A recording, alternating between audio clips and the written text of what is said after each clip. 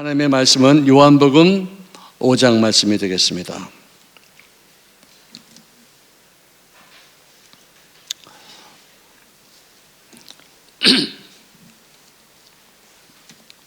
요한복음 5장 9절부터 18절까지 말씀을 함께 읽습니다. 우리 함께 통솔 한번 읽겠습니다. 시작.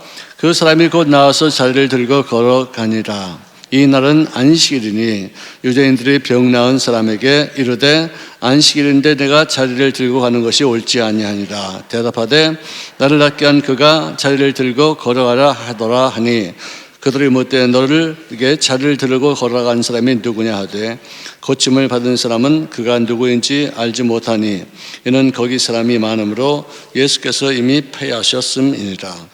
그 후에 예수께서 성전에서 그 사람을 만나 이르시되 보라 내가 나았으니 더 심한 것이 생기지 않게 다시는 죄를 범하지 말라 하시니 그 사람이 유대인들에게 가서 자기를 고친 이는 예수라 하니라.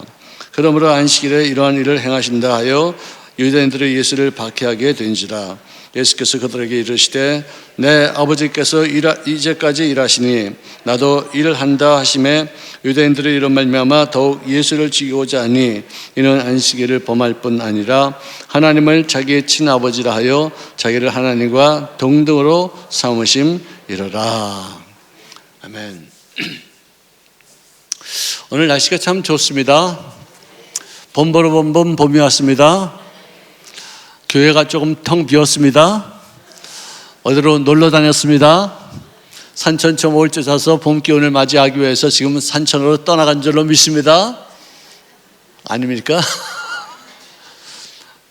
오늘 저도 어저께 우리가 갑자기 이제 우리 이영호 목사님의 인도네시아 갔다가 오신 그 다음 날이죠. 인도네시아에서 새벽에 오셨어요. 어제 새벽에 오셔서 월요일 날이죠. 월요일 날 새벽에 오셔서 제주도에서 저희들 잠깐 모였는데요. 말씀 공부하고 기도하고 밥 먹고 기도하고 말씀 공부하고 기도하고 그러고서 끝났어요. 내용이 이제 뭐냐면요. 우리가 그동안에 많이 잃은 것이 있는데요. 그 중에서 눈물을 잃었다. 애통하며 부르짖는 사람들이 많아지지 않았다. 그리고 죄의 종들도 노후에 내가 어떻게 살 것인가만 준비하고 있지 내가 나이가 들어도 어떻게 하면 주를 위해서 일할 수 있는 것인가에 대해서 관심을 갖고 있지 않다. 아주 그냥 폐부를 빡 찌르는 그런 얘기를 했어요. 네, 끄셔도 좋습니다. 저분 귀가 안 들리시니까 저 건지도 몰라요. 옆에서 좀 꺼주세요.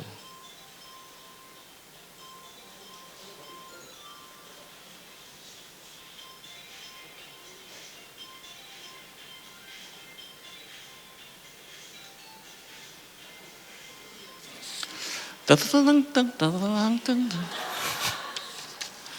자, 우리 찬송 하나 부르십시다. 이 세상 어둠에 가득 찼으나 우리 같이 한번 하십시다.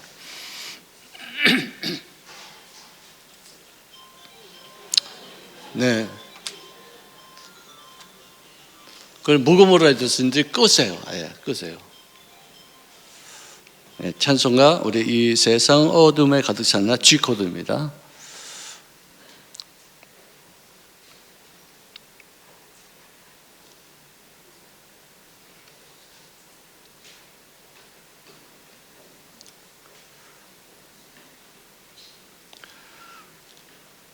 이 세상 어둠에 가득 찼으나 나주 그쯤하고 우리 찬송가에는 없어요. 복음성가입니다.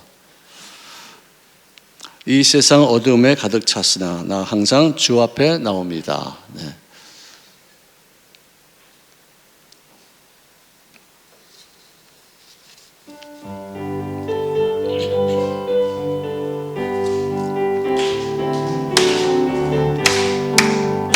이 세상 어두움에 찼으나 나 항상 주 앞에 나옵니다. 주님의 축복 우리에게 주시니 그 생명수의 샘물 마시네. 생명수의 샘물 마시면서 나는 기쁘고 또 나는 기쁘다. 생명수의 샘물 마시면서 그 풍성함을 가득 채우네. 주님의 생명수가 흘러내리니 내 모든 시험 이길 수 있네. 주님의 크신 은혜 내게 임하니 나 소리 높여 주 찬양하네. 생명수의 샘물 마시면서 나는 기쁘고 또 나는 기쁘다. 생명수의 샘물 마시면서 그 풍성함을 가득 채우네. 친구여 지금 갈보리로 나왔어. 구원의 기쁜 소식 들으라. 주님의 생수 아낌없이 주시니 목마른 영혼 만족하겠네. 생명수의 샘물 마시면서 나는 기쁘고 또 나는 기쁘다. 생명수의 샘물 마시면서 그 풍성함을 가득 채우네. 할렐루야. 여러분들은 굉장히 영특하세요. 이 찬송을 부르면서 나를 좀 웃기게 하려고, 나를 즐겁게 하려고 생명수의 샘물 그러시는 것 같아요. 그거 보니까 너무 재밌고 너무 신나고 기뻐지네요. 내가 기쁨이 없었나 봐요. 여러분들이 나를 통해서, 여러분들이 이거 기쁘게 찬송 안 하는 모습이 얼마나 우스운지 모르겠어요. 우리 3절 한번 기쁨을 한번 다시 한번 하십시다. 친구여 지금 갈보리로 나왔어. 구원의 기쁜 소식 들으라. 주님의 생수 아낌없이 주시니 목마른 영혼 만족하겠네. 생명수의 샘물 마시면서 나는 기쁘고 또 나는 기쁘다. 생명수의 샘물 마시면서 그 풍성함을 가득 채우네. 할렐루야. 할렐루야. 여러분들이 저를 웃기셨으니까 나도 여러분들을 하나 웃겨야 되겠어요. 옛날에 술집이 많은 그 곳에 가면은 밤에 술 먹다가 이제 택시 잡느라고들 난리가 나요. 택시가 이렇게 쫙 쓰는데 더블 이러면은 택시가 서가지고 그 사람을 하는 거예요. 근데 또 어떤 사람은 더블 그러면 그 사람은 또 하는 거예요. 따따따따따 이따가 많을수록에 차들이 눈치 보다가 그 사람 앞에 가가지고 왜 돈 많이 주니까 똑같은 거리를 가도 돈을 더 많이 버니까 딱 쓰는 거예요. 근데 택시가 싹 지나가는데 뭐 따블 그런데 이 사람은 따블 그러잖아. 그래서 차가 딱 써가지고 손님을 태웠으니 어디로 모실까 이렇게 더 좋은 경찰서가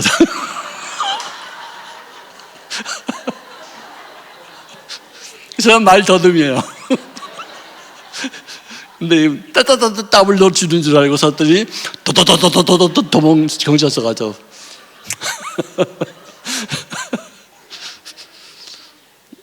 웃었습니까? 기쁘게 삽시다. 세상 살다 보면은 기쁜 일보다 슬픈 일, 어려운 일들이 더 많아요. 솔직히 그래요. 그렇지만 기뻐해야 돼요. 즐겁게 삽시다. 교회에 온 순간만큼은 세상 일 다 잊어버리고 말씀에 집중하고 약속을 내 마음속에 새겨놓고 약속에 대한 내 마음의 뿌리를 깊이 내리고 믿고 요동치지 말고 흔들리지 말고 굳세게 살고 담대하게 사는 것입니다. 아멘. 마귀가 얼마나 우리를 갖다 우습게 여기고 업신 여기는지 몰라요. 기쁘게 삽시다. 여러분들이 기뻐하지 않고 여러분들이 슬퍼하고 얼굴에 이렇게 인상을 쓰니까 내가 그걸 보고서 웃고서 여러분들에게 좀 웃기는 일이 없을까 생각하는데 그 생각이 딱 떠오르는 거야. 따다다다다다다다. 우리 재밌게 삽시다. 할렐루야. 자, 이 세상에 어떤 누구의 의견도 완벽한 것은 없습니다. 어떤 지도자가 무슨 말을 해도 또 어떤 사람이 어떤 결정을 해도 하더라도 완벽하지 않습니다. 그래서 수정해야 되고 고쳐져야 되고 조금씩 이렇게 공부를 하면서 이렇게 나가는 것이지 완벽해서 모든 일을 다 하는 사람들은 없어요.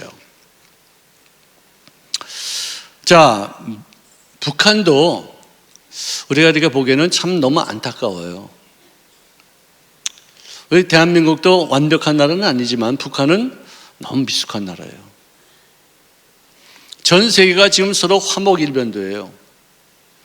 전 세계가 지금 현재 화평을 추구하려고 들어요. 영국하고 프랑스도 밤낮 다퉜어요. 수백 년 동안 다퉜어요. 근데 지금 친해요. 독일하고 프랑스도 진짜 원수예요. 철천지 원수예요. 2차 대전 중간에 독일이 프랑스나 영국에 대한 어떤 일들을 보면은 너무나도 잔혹해요. 전쟁 중에 정말 무섭게.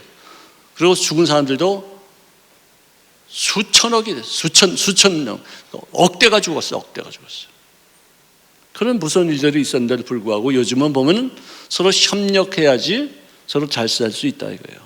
서로 다투는 일보다도, 서로 등을 지는 것보다도 서로 다 잊어버리고 지난날에 잘못한 것을 우리가 서로 사과하고 또 귀신에게 속았던 일들을 우리가 또 고쳐나가면서 이제는 다시는 이런 전쟁이 있어서는 안 되겠다 싶어서 유엔이라는 어떤 그 기구도 창설하고 서로 용서하고 다 풀고 있지 않습니까?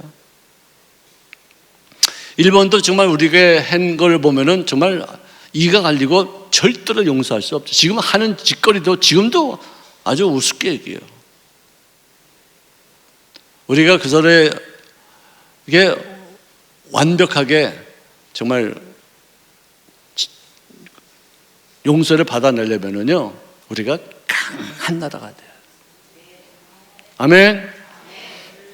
정치, 경제, 군사 모든 면에서 일본을 압도할 수 있는 나라가 돼야지 그들이 우리를 없이 여기지 않고 우리를 우습게 여기지 않고 늘 이길 수 있게 되는 것이에요. 참 정말 그런 어떤 모습을 갖추기 위해서 우리가 애를 써야지 과거에 있었던 것 갖고 잠깐만 붙잡고서 이렇게 하면 점점 더 나빠지고 우리가 언제 그 사람들을 이끌어갈 수 있겠어요? 언제 우리가 일본 사람들보다 능가할 수 있겠어요? 지금 배울 것도 있고 우리가 또 우리가 가르쳐줘야 할 것도 있고 서로 교류하면서 이렇게 차차차차 우리가 어느 면에서나 모든 면에서 일본보다 우리가 우위권을 갖고 있어요. 우리가 일본 사람보다 IQ가 높아요. 우리가 양반 출신이었어요. 그 사람들이 밥 먹는 거, 절하는 거 다 옛날에 우리가 쌍놈이기 때문에 그렇게 시켰어요. 우리끼리 얘기하고 어디 가서 얘기하지만. 그래요. 우리가 그 사람들이 보기에는 이거 다 종로릇이 하는 거 종로릇. 우리는 의연하게 뻐텅거리고 막 이러고 이게 뭐 잘하는 건 아니었지만 하여간 그 정도의 어떤 그런 차별이 있었어요. 근데 지금 그 사람들은 그 굽실거리는 것을 종의 문화로 남을 섬기는 문화로 발전시켜서 무슨 어떤 기계를 만들더라도 차를 하나 만들더라도 배를 하나 만들더라도 남을 섬기는 모습으로 굉장히 좋게 만들다 보니까 경제력도 강해지고 또 일본 사람들에 대한 인식이 달라지게 된 거예요. 우리가 그걸 배워야 되죠. 우리가 거기서 많이 배웠어요. 일본 사람들의 어떤 섬기는 마음, 우리는 양발이다, 너희들은 쪽발이다, 우리한테 아주 못되게 굴었지 이렇게 하는 것이 아니라 우리가 정말 못 사니까 거기 가가지고 월급 돈 좀 너 대고 그러니까 그럼 진짜 비참하게 하면서 돈 벌어온 게 얼마 안 돼요. 한 30년 정도는 우리가 그때 당시에는 거기 인권이 정말 월급이 훨씬 많으니까 거기 가서 돈 벌어온 사람들 정말 많았었어요. 그때 일본의 문화를 우리가 많이 배워왔어요. 그만큼 사실이에요. 내가 그때 당시 거기 있었기 때문에. 친절한 것. 지금 우리가 일본 사람보다 더 친절합니다. 일본 사람들은요, 외국인들에 대해서 다테마에 혼내는 아닌데 예절적으로 외향적으로만 친절하게 대해줘요. 몸으로도 아주 친절한 걸 다 보여줘요. 근데 마음은 또 안 그래요. 한국 사람들은 이 마음도 홀랑다고 이렇게 다 주면서 친절하기 때문에 서양 사람들이 보기에는 일본과 우리 한국 사람들의 차이를 정확하게 느끼고 있어요. 한국의 뭐 K-팝이니 드라마니 뭐 한국의 무슨 어떤 문화니 음악이니 뭐 이런 것이 지금 서양 사람들에게 이 점수를 얻어서 그들이 판단하여서 한국의 문화가 정말 탁월하다고서 지금 그들이 우리에게 평가를 해주는 것을 우리가 지금 좋아하고 있어요. 누리고 있어요. 앞으로는요, 그들이 우리 문화를 평가하면서 우리를 좋게 만드는 게 아니라 우리가 너희들 문화가 참 이거 멋있다, 야 이거 훌륭하다, 야 그래서 평가해주는 그때가 와야지 진정한 강국이 되는 거예요. 우리 영화가 지금 전 세계에서 뜨고 있잖아요. 드라마가 뜨고 있잖아요. 뭐 노래가 뜨고 있잖아요. 정말 우리 한국의 어떤 그런 뭐 옛날에 상상하지도 못했던 어떤 그런 제품 제조도 지금 굉장히 강력하게 뜨고 있어요. 그만큼 우리가 그 정도의 문화를 배웠다는 거예요. 옛날에는 그런 문화가 없었어요. 지금 이거 반환될 거 뻔히 알면서도 수출했어요. 그러면 반환돼요. 다시 리콜 먹어요. 근데도 뻔히 그러고 됐었어요. 88 올림픽을 전후로 해서 우리 의식이 바뀌어져서 좋은 물건을 만들어야지만 오랫동안 우리가 유지하면서 팔 수 있겠다는 것을 그때서 알았었어요. 관광지에 가도 금방 집에 갖고 오면 부서질 것들만 만들었었어요. 그때는. 근데 지금은 관광지에 가면 들고 올 것들이 있다니까요. 견고하다니까요. 볼만하다니까요. 갔다 온 기념품이 된다니까요. 옛날에는 다 망가지는 것만 배웠어요. 팔았어요. 근데 그걸 갖다 우리가 다른 나라에서 또 우리가 손님이 온다니까 그들한테는 그렇게 하지 말아야 되겠다는 어떤 의식이 갑자기 바뀐 것이 88 올림픽이에요. 그때부터 우리가 정말로 섬기는 자세, 남에게 대접받고자 하는 대로 남을 대접하는 어떤 그런 자세를 우리가 배웠어요. 그래서 지금 이렇게 강국이 된 거 아니겠습니까? 또 우리 한국 사람들의 어떤 모방력, 습득력, 그걸 또 개선해서 또 그걸 성의를 있게 만드는 어떤 그런 힘이 정말 막강해요. 머리가 좋으니까 그래요. 이런 데서 우리가 또다시 또 침략당하거나 없이 여김을 받지 말도록 우리 자체적인 어떤 힘을 키워야 되고, 자유민주주의 체제가 얼마나 월권 있는 것인가, 얼마나 좋은 것인가, 사람들에게 자유를 주는 것이 얼마나 좋은 것인가, 그 자유도 또 잘못하면 방종이 되어서 별 희한한 말들 다 해요. 남의 인격도 막 모독해버려요. 막 명예를 막 실추시켜버려요. 자유인데 뭐 그게 왜 자유예요? 그런 거는 법적으로 제재를 해야지 돼요. 옛날에 우리가 대한민국이 맨 처음에 자유민주주의 체제 이승만 정권에서 이렇게 됐을 때 북한에서는 우리 우리 공평하게 살아야 된다고 해서 자본주의에 있는 사람들, 그 위에 있는 어떤 부자들의 돈을 억지로 다 뺐었어요. 막 죽이고 막 그랬었어요. 그것도 하나의 어떤 시행착오죠. 바른 공산주의는 그렇게 하는 게 아니에요. 바른 사회주의는 그렇게 하는 게 아니에요. 근데 너무 갑자기 이렇게 들어오니까, 또 그리고 1인 독재 체제에서 이렇게 되니까 지금까지도 그 나라가 제대로 되지 못하고 있잖아요. 우리는 그때 당시에 자유가 되니까 모든 게 다 자유다 싶어서 별짓들이 다 했었어요. 근데 지금은 자유의 어떤 의미를 올바르게 책임이 있는 자유가 있어야 돼요. 자유를 누리려면 책임이 있어야 돼요. 자유는 공짜가 아니에요. Freedom is not free. 자유는 공짜로 얻어진 게 대가가 있어요. 책임이 있어야 돼요. 자유를 누리는 것만큼의 어떤 책임성 있는 어떤 행동으로 그걸 표현해야지, 무조건 다 자유다 해서 지 맘대로 하는 게 아니에요. 이제 그만큼 이제 자본주의, 자유민주주의 체제라든지 30년, 40년, 50년이 됐으면 이제 성숙할 필요가 있죠. 근데 그런 것을 가장 큰 영향력을 주는 것이 교회였으면 참 좋겠는데, 교회보다도 정치인들이 하는 것이 우리들에게 정말 너무나도 나쁘게 영향력을 많이 미쳐요. 참 정말 우리가 올바르게 분별해야 될 어떤 영적인 권세를 가져야만 될 줄로 믿습니다. 세계 종교 연감은요, 북한의 주체 사상을 주체 사상이라고 쓰고서 2,500만의 신도를 가진 세계에서 10번째로 큰 종교로 분류해버리고 있어요. 종교예요. 국가가 아니에요. 종교 집단이죠. 이미 세상을 떠난 김일성을 아직도 신으로 섬기고 있고, 그의 생애를 국경일로 삼고 있어요. 그의 아들도 똑같이 말하고 있고, 그의 손자가 지금 3대째 그 나라를 통치하고 있는데 지금도 아주 폭정이에요. 자기 비유에 맞지 않으면 언제 어느 틈에 누구든지 죽일 수 있고 처단할 수 있고 제거할 수 있어요.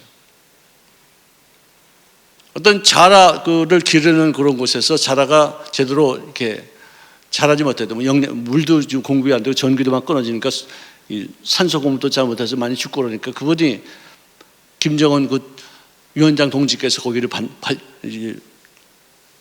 신방했나?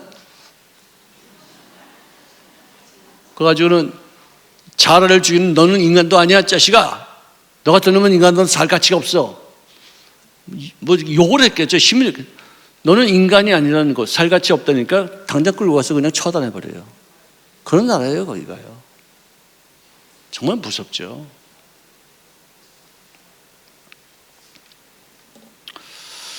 군세력을 동원해서 자기들의 어떤 그 모든 체제를 흔들리지 않도록 하기 위해 지금도 아오지나 정치범 수용소는 인간 최악의 어떤 그런 상황에서 사람들이 지금도 거기에 붙잡혀 있는 거예요.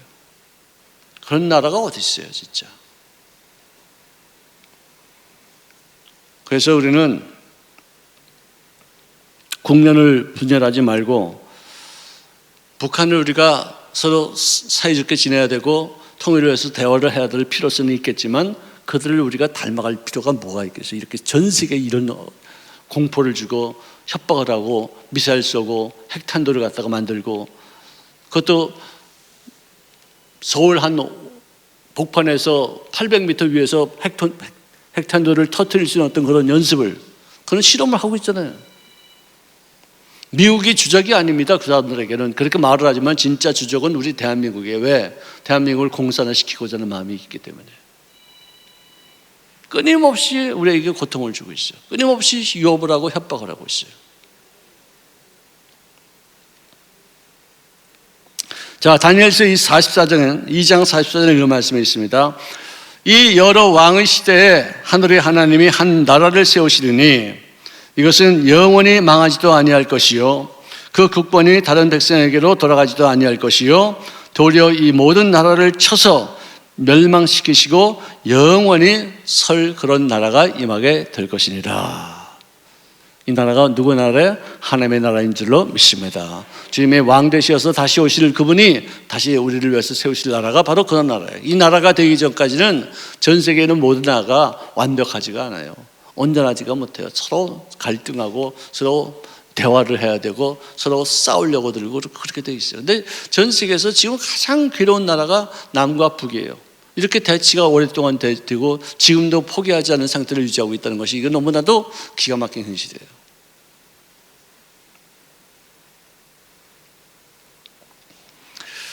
자, 예수님께서 그때 당시에 행하셨던 모든 기적과 이적은 모두가 다 함께 그를 신비한 능력으로 대한 판단할 수밖에 없는 그런 놀라운 일들이었어요. 예수님을 경외할 수 있었고 예수님이 나타나기만 하면 모두가 다 기뻐할 수 있어요. 왜? 하는 일마다 살아계신 하나님의 역사심이 표출되는, 살리고 먹이고 입히고 고치고 소망을 주고 용서하고 이런 일들이 생기니까요. 기가 막힌 일이었어요. 그런데 당시 바리새인들은 사소한 행동까지도 머리카락을 쪼개듯이 힐라는 그런 율법을 도용해서 그것을 잘못 사용해서 사람들을 죽이는 어떤 일들을 감당하고 있었다. 하나님께서 주신 인간 삶의 기존치가 사람들에게 의해서 잘못 전달되어져서 그것을 서로 간에 주고받으면서 정죄하고 서로 번민케 하고 서로를 인정하지 않는 어떤 그런 모습으로 바뀌고 있어요. 자, 예수님께서 38년 동안 고통받고 있던 그런 환자를 이렇게 세우셨을 때 그날이 바로 안식일이었다는 것이죠. 그걸 가지고서 안식일에 내가 자리를 들고 일어나는 것이 옳지 않다, 그 말이죠. 야, 너 안식일이야. 예수님께서 너를 고치셨을 때도 너 안식일에 움직이면 안 돼. 자빠져 있어야 돼. 누워 있어야 돼, 인마. 이게 무슨 웃기는 얘기 아니에요, 이게요. 사람을 살리고 죽이는 그 문제에 있어서 이게 얼마나 중요한 건데, 그래? 살리는 그 일들조차도 안식일이기 때문에 너는 일어나면 안 돼. 거기 누워 있어야 돼. 라고 이렇게 말을 하니, 이게 얼마나 율법에 젖어 있는 사람들이, 얼마나 융통성이 없고 고지식하고 얼마나 자기 주장, 이것이 예수를 잘 믿는 것이라고 생각하고 있던 사람들이 잘못된 잘못된 신앙이죠.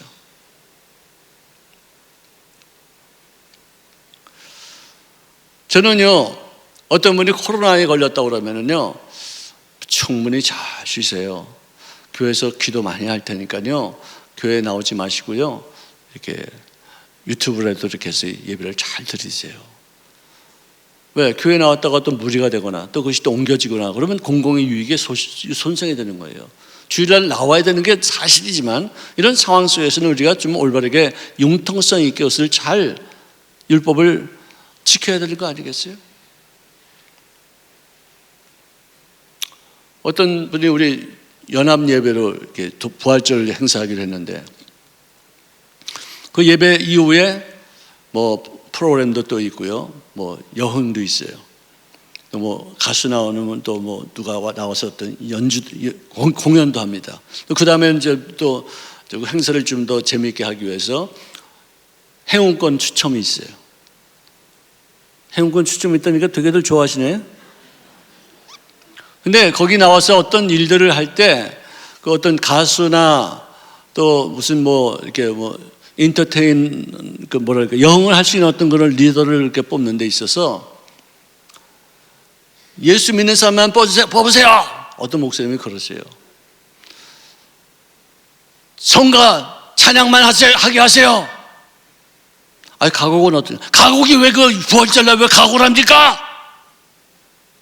의장 그렇게 하면 안 됩니다. 내가 속이 팍 타는 거예요. 부활절 행사는요, 전 세계적인 행사예요. 그리고 기독교인들이 주관하는 것이고, 기독교가 부활하셨다는 사실을 알리기 위해서 세상적인 어떤 노래도 좀 넣고, 가곡도 좀 넣고, 사람들이 와가지고, 야, 이런 일들이 있구나, 부활절이 이런 날이구나, 알리는 것이 중요하지, 우리들만의 행사가 아니잖아요. 주님이 부활하신 것을 알리는 행사면 예수 안 믿는 사람들도, 또 가곡을 좋아하는 사람들도, 또 찬송을 모르는 사람들도 와서 같이 즐기고, 같이 보고, 말씀을 듣는 게 그게 중요한 것인데, 왜 부활절날 세상 사람들이 오게 만들느냐 말이에요. 그런 분들이 계세요. 나도 이제는 나이가 들었지만 그분은 고리타분한 나이가 들었어요. 융통성이 있어야 되는데 정말 참 괴롭더라고. 또 그분이 또 선배니까 또 나이도 많이 드신 분이니까 또 무시할 수도 없으니까 그냥 쫓아가가지고 그냥 목사님 그러고서 막 설득해야 되고 그렇지 않으면 이렇게 이게 좀 필요한가 이거 다 아는데요. 그러고서 뭐 며칠 동안 또 설득을 해야 돼요. 여러분 우리가 세상을 떠나서 살 수 없어요. 세상은 바다 같은 거예요. 그리고 우리는 배를 타고서 사는데 배를 타고서 사는데 물이 없으면 어떻게 배가 갈 수 있겠어요? 하지만 물이 뱃속에 들어오면 침몰하는 건 우리는 그건 잘 알고 있죠. 들어오지 않고 이 물을 잘 활용하자 이거예요. 정말 크리스마스 때도 우리가 성가대만 보니까 깊은 눈 사이로 썰매를 타고 이것도 하잖아요. 교회 안에서요. 세상 노래 그거예요. 왜? 같이 즐기자 이거죠. 교회는 또 그러면서 거기에 말 한마디라도 들어가고 예수 믿는 사람들이 어떤 것으로 하나님 앞에 예배를 드리는 것인가, 크리스마스의 참 의미가 무엇인가를 알려주는 어떤 입장에서 그런 거 하는 거 아니겠어요? 빨간 모자 쓰고 나와가지고 뭐 추첨도 해주고 막 그러는 거 아니에요? 세상과 접해야 돼요. 세상을 우리가 무시할 수 없어요. 세상의 어떤 풍습을 닮아가지는 말아야 되겠지만 동조해주면서 그 사이에 복음을 쏙 집어넣어주는 거예요. 우리가 약을 먹을 때도 쓰잖아요, 약이. 근데 거기다 당을 입히잖아요. 그래가지고 먹기 좋게. 왜? 몸에 좋으니까. 우리 몸을 치료하니까. 복음도 믿지 않는 사람에게는 맛이 없는 거예요. 재미가 없어요. 근데 거기다 재미있게 아주 맛을 붙여가지고 싹 먹이면 이 복음이 들어가는 거예요. 너무 우리가 융통성 없게 살지 맙시다.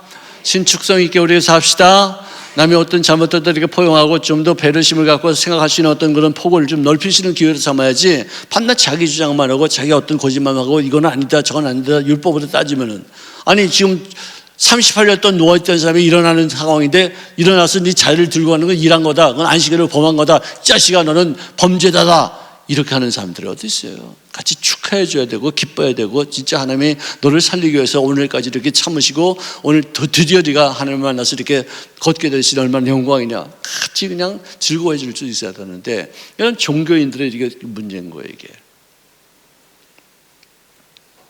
그랬더니 그 자리를 들고 나간 사람이 하는 말이, 나를 낫게 한 바로 그분이 나에게 자리를 들고 걸어가라고 말을 해서 나는 그냥 일어났더니 일어나지더라. 내가 걸었더니 걷게 되더라. 내가 들었더니 38년 동안 누워있던 사람이 내 자리를 들고 가는 놀라운 기적을 체험해서 난 걸어 나간 것 뿐이다. 내가 이런 것 저런 거 따지고 생각할 때가 됐겠느냐. 너무 흥분되고 너무 기가 막히고 너무 영광스러운 일인데 뭐가 못더라는 거야. 그래서 이 사람이 오히려 더 그 사람들을 설득하는 거예요. 또 하는 말이, 네 자리를 들고 걸어가라고 하는 사람이 누구냐 이거예요. 그걸 따져서 뭐 할 거야 그래. 아유 진짜 답답해. 환자가 고침받은 그 사실, 제자들에게 배고플 때 그들이 이삭을 따먹어서 배를 채웠다는 어떤 그 사실, 이런 것이 더 중요한 것이지 안식일을 범했다는 것 때문에 이들이 벌을 받아야 되고 이들이 규제를 받아야 되고 이들이 비난을 받아야 될 이유가 어디 있겠냐. 사람을 살리느냐 죽이느냐 이 차이에 대해서만큼은 우리가 정말로 깊이 있게 안식일의 의미가 뭐냐. 안식일이 사람을 위해 쓰는 것이지 사람을 억압하기 위해 쓰는 것이 아니다는 거예요. 안식일 참 의미가 뭐예요? 6일 동안 열심히 일하고서 하루를 푹 쉬면서 하나님과 깊은 거지라는 것이 너에게 유익이다 이거야 돼요. 근데 그것을 갖다 살아나는 사람이 안식일날 자기가 이제는 38일 동안 누워있다가 뻘떡 일어났는데 그것이 얼마나 큰 유익이에요. 그건 소외시한 채, 그래서 부정한 채 안식일을 깨뜨렸다는 것 때문에 사람을 막 비난하고 욕하는 거예요.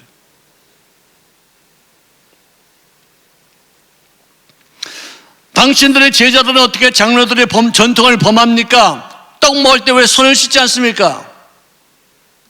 이런 거 갖고 따진 거야. 떡 먹을 때 좀 급하니까 좀 손 안 씻고 먹을 수도 있지 뭘.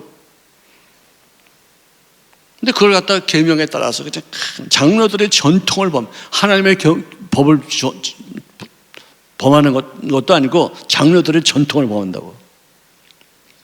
그래도 주님께서 하는 말씀이, 너희는 어찌하여 너희의 전통으로 하나님의 계명을 어기느냐? 주님 말씀하셨어요. 하나님의 계명은 사람을 살리기 위한 계명이 아니냐. 너희들은 지금 사람을 죽이기 위한 그런 전통을 지키겠다고 하는 말 아니냐. 하나님의 계명이 중요하냐 너희들의 전통이 중요하냐 따지는 거예요. 이 백성이 입술로는 나를 공경하되 마음은 내게서 멀도다. 사람의 계명으로 교훈을 삼아 가르치니 나를 헛되이 경배하는도다 라고 말씀하고 있었어요.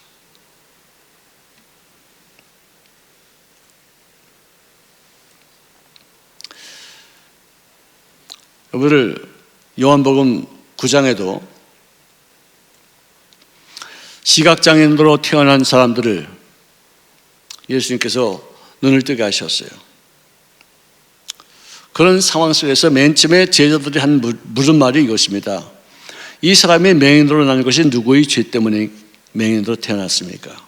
자기의 죄였기 때문에 맹인으로 태어났습니까? 아니면 그분의 부모님 때문에, 그들이 지은 죄 때문에 이 아이가 그 죄값을 하느라고 눈이 먼 상태로 태어났습니까? 우리도 어떤 일이 잘못되면은요, 덜컥 내가 무슨 죄를 졌는가, 내가 느끼는 것은 좋은데 남들이 무슨 일을 잘못하면 덜컥 저 사람 무슨 죄를 짓길래 저러는가, 이거는 안 되는 거예요. 나는 내가 스스로 내가 무슨 잘못을 했기에 하나님이 나에게 정죄를 하시는 건가, 나에게 어떤 이런 일을 통해서 깨주시는 건가 할 수는 있을지 몰라도, 남의 어떤 잘못된 일들을 당하는 걸 보고서 저 사람 무슨 죄를 졌길래 저렇게 어려운 일을 당하지? 이거는 내가 할 일이 아니에요. 나는 나와 하나님과의 문제를 내가 중요히 여겨서 조심해야지 남들이 하는 일까지 내가 개입할 수는 없어요. 야, 저 사람 나한테 그렇게 나쁜 짓 하는 꼴 좋다, 저거 망하는 꼴 봐라. 아니에요, 그거 잘하는 거. 하나님이 그걸 옮기신대. 그 재앙을 그 사람에게서 옮겨서 너에게 주신다고 말씀하셨어요. 그런 일 하는 거 아니에요.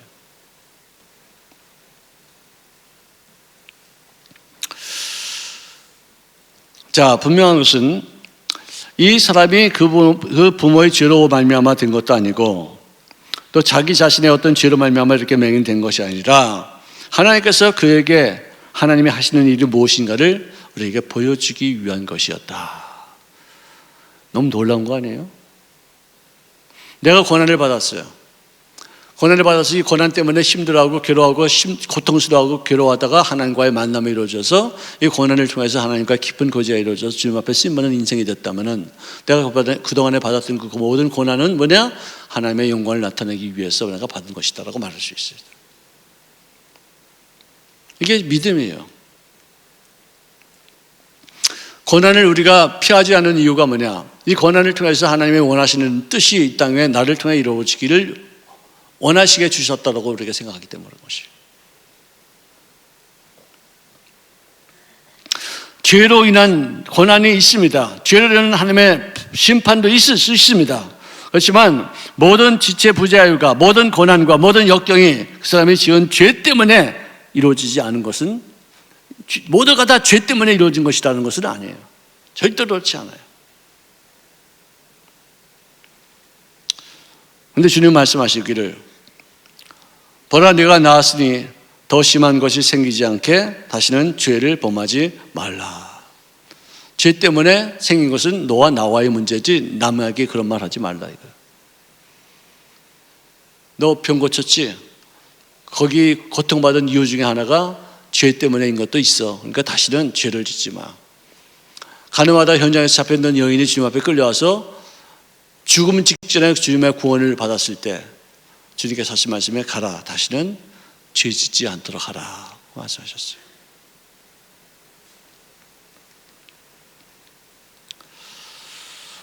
여러분, 병 고침을 받고서 예수님을 믿는 것도 참 중요하지만 말씀을 듣고 믿는 것도 참 중요하다. 내가 병 고침 받지 않아도 말씀을 통해서 저절로 믿음을 갖고서 예수님을 믿게 되는 것 참 중요하다는 것이죠.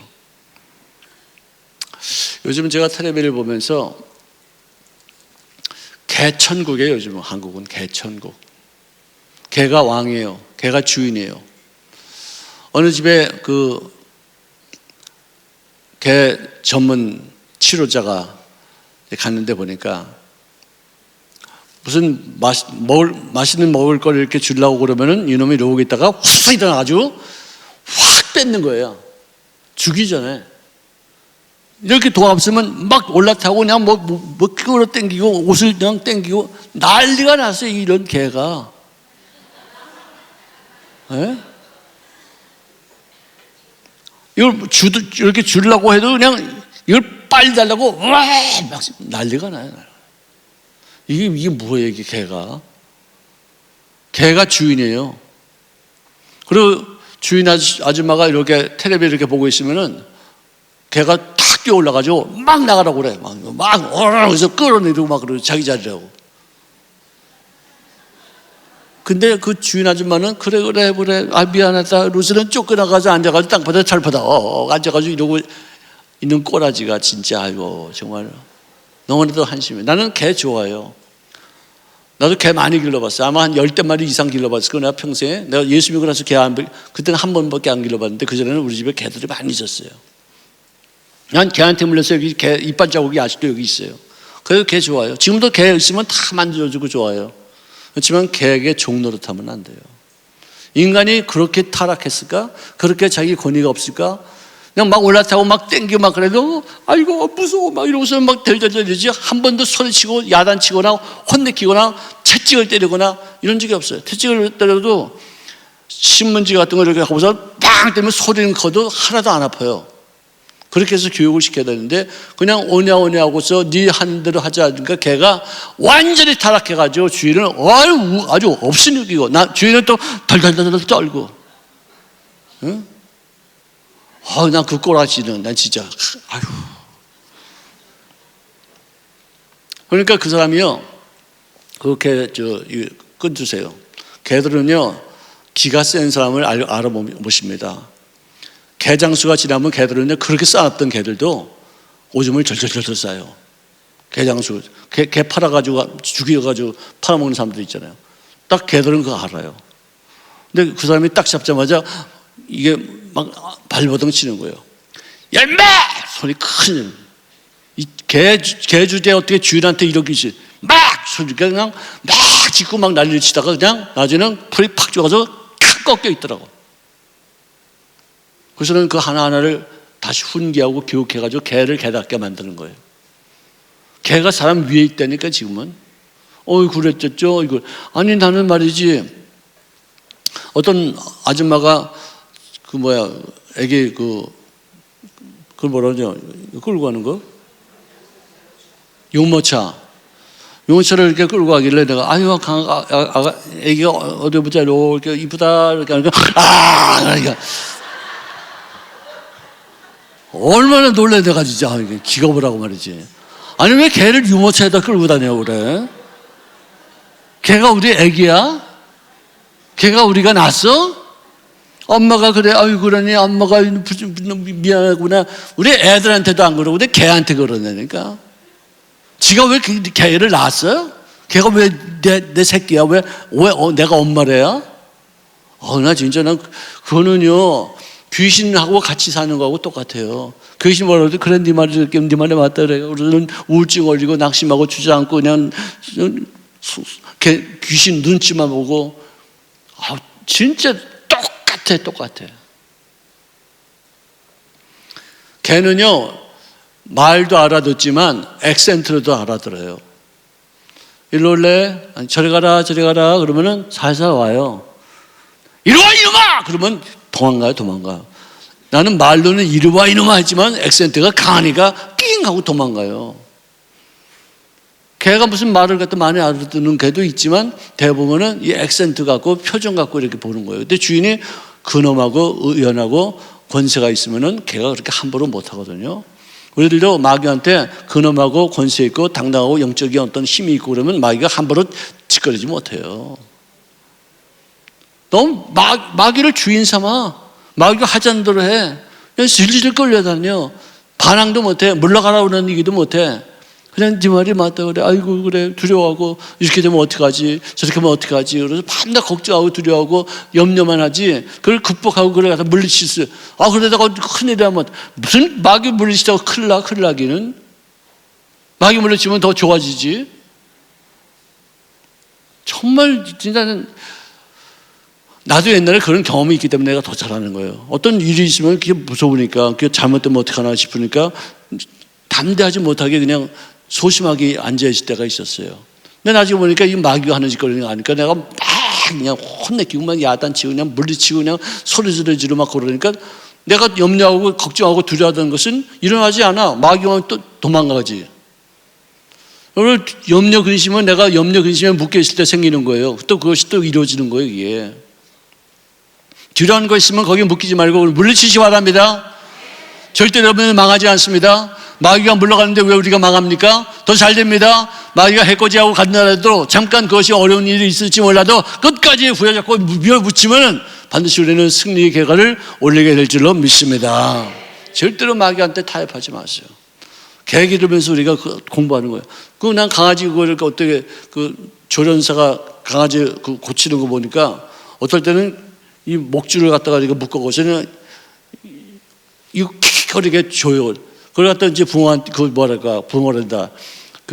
주인한테 허락을 맡아요. 내가 이 강아지를 좀 내가 혼내켜도 목을 좀 졸리고 그래도 괜찮겠습니까? 그러니까 괜찮아요. 무슨 눈물을 뚝뚝 흘리기 진짜. 아이고 진짜. 괜찮다는 줄 왜 개 때문에 왜 눈물을 흘리고 자빠졌어 그래. 아이고 진짜 사람이 어떻게 그렇게까지 바보가 됐어요. 개가 뭔데 개는 개인데 오죽하면 개를 갖다 우리는 천히 여겨서 지금은 개를 아주 견격적으로 달아. 견격적으로. 인격적이 아니야. 견격적으로 달아. 개한테 꼼짝 못해. 개 하자는 대로 다 해. 개가 사람 하자는 대로 해야지. 왜 사람이 개 하자는 대로 해? 왜? 내가 왜 이 말을 할까 하면서 흥분하냐면 우리가 마귀가 하자는 대로 하지 말고 하나님의 하자는 대로 해야 될 텐데 하나님한테 하자는 거 하면은 마귀가 싫어할 것 같아서 마귀 말 듣고 있다니까. 물러주시기 바랍니다. 강하게 나오시기 바랍니다. 불이야 이건. 잘못된 거야. 그럼 밀어붙이는 거야 그냥 막. 이건 아니야 이건. 근데 그게 잘못되면은 또 자기가 어떻게 손해가 날까 자기 인생이 망칠까 봐 싶어서 그냥 거기에 붙잡혀가지고 질질 끌려다니는 거 있어요. 여러분을 하나님의 자녀로서의 영적 권세를 끝까지 유지하시기를 주의 이름으로 축원합니다. 교도소의 수감자들 중에서 그 죄수 중에 거기 들어가 있는 사람 중에서 예수 믿는 사람이나 안 믿는 사람이나 퍼센트가 같대요. 우리가 세상에 사는 사람들 중에서 예수 믿는 사람들이 한 25%가 된다고 합시다. 감옥소에 지금 들어가 있는 사람들 중에서도 예수 믿는 사람들이 25%가 된다는 거예요. 감옥소에는 좀 예수 믿는 사람들이 좀 덜 들어가야 되는 거 아니에요? 근데 똑같아, 비율이. 이혼율도 똑같대. 예수 믿는 사람은 좀 그래도 견디고 좀 믿음으로 이렇게 싸워가면서 이렇게 다 이렇게 가정을 지켜야 되는 거 아니에요? 이혼율 똑같아요. 살인하는 것도 똑같대. 예수 믿는 사람들도 살인 많이 해요. 참고 견디다가 그냥 욱해가지고 그냥 남편 죽이고. 예수 믿는 사람 가운데 수도 있어요. 거의 비슷하대요. 이게 뭐 하는 거야, 이게. 마귀에게 속아서 그래요. 귀신을 내가 귀신답게 여겨서 그를 대처하고 강하게 밀어붙여야 되는데 그냥 질질 끌려다니니까 세상 사람들하고 똑같이 되는 거예요, 이게.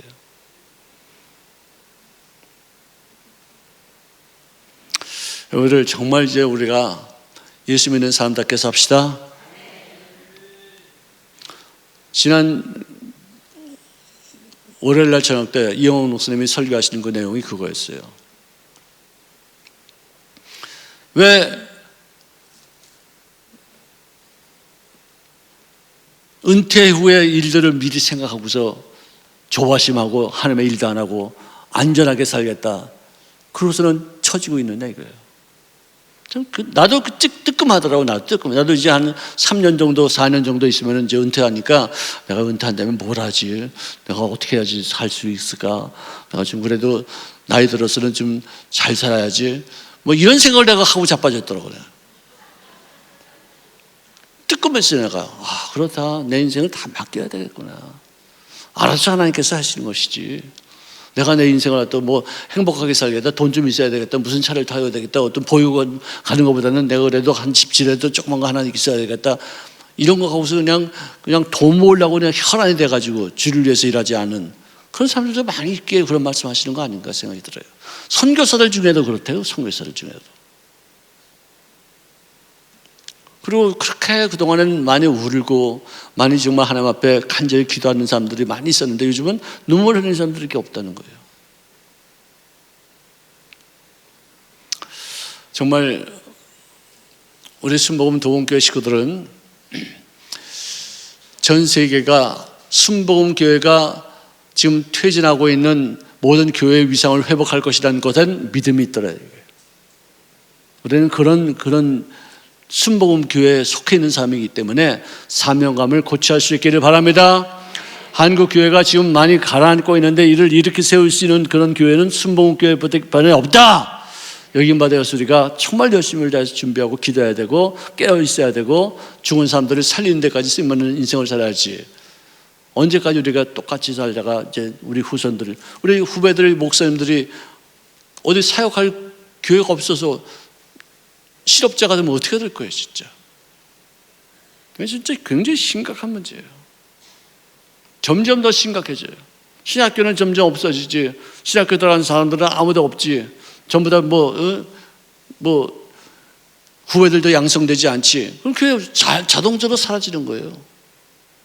그래서 우리가 벌써 우리는 10여 년 전부터 차세대를 위해서 준비하고 기도했고 그만큼 우리가 애쓴 것만큼 그렇게 많은 열매는 없지만 그래도 유지는 되고 있어요. 지금 우리 교회 많은 분들이 노력하고 장로들도 애쓰고 요즘은 이제 아이를 낳기만 하면은 정부에서 나오는 어떤 그런 보조금이 굉장히 많더라고요. 유익도 많고 학자금도 많이 이렇게 되어지는. 왜? 인구 절감이 이건 너무 절실하게 나타나니까. 교회도 이제는 그런 데 신경을 써야 돼요. 정말 이제는 정말 교회가 교회답게 이 나라를 살릴 수 있는 어떤 하나의 공동체로서 역할을 감당해야지 그냥 교회만 왔다 갔다 나 혼자만 복받겠다 그것으로 끝나서 안 돼요. 내가 하나의 미랄이 되어서 나를 통해서 우리 후손들에게 더욱더 건강한 나라를 만들어주고 또 건강한 교회를 유산으로 남기겠다는 어떤 목표의식이 있어야 돼요. 아멘! 너무 심각해서 여러분들은 아멘도 안 하고 있더라고요. 자, 우리 이 시간에 다 함께 잠깐 기도하시겠습니다. 사랑하시는 주님